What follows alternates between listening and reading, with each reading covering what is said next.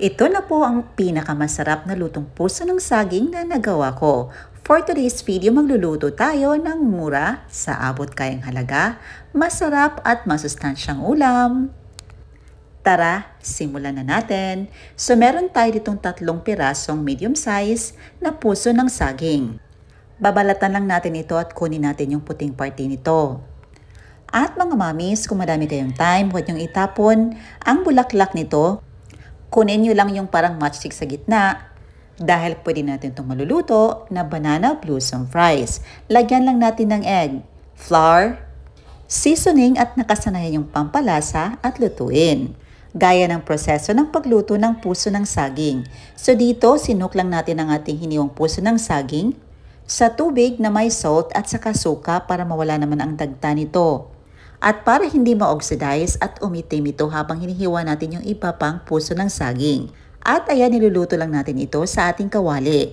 And while waiting, maghiwa muna tayo ng mga spices. Gagamit tayo dito ng ginger, kamatis, onion, garlic at iba pang mga spices. After a few minutes, ito na, luto na.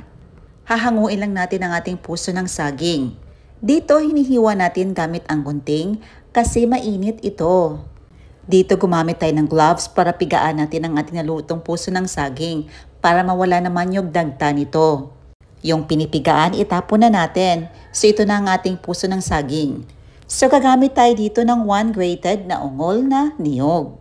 Yung hindi saktong gulang, yung pangpalitaw ba na pwedeng kainin na hilaw.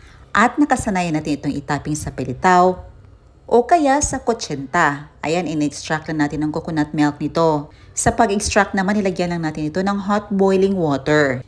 Itansya nyo lang kung gaano kadaming tubig yung ilagay. Pagkatapos, ihalo na natin ang coconut milk sa ating puso ng saging. Naglagay na tayo dito ng pampalasa. Dito gumamit tayo ng kalamansi, pwede ding suka.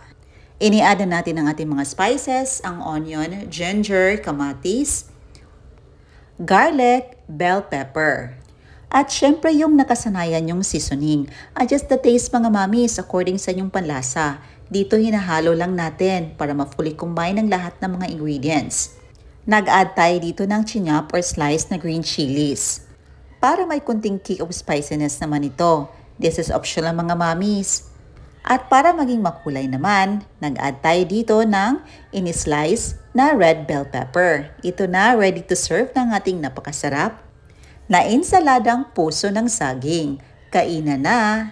Napakasarap itong ipares sa mainit na kanin or kung meron kayong daing, mas maging masarap. Ayan na po mga mami, so pinyong subukan ang ating recipe. Masarap, mura, sa abot kayang halaga at masustansya. Ayan lang po, see you in my next vlog. God bless you all.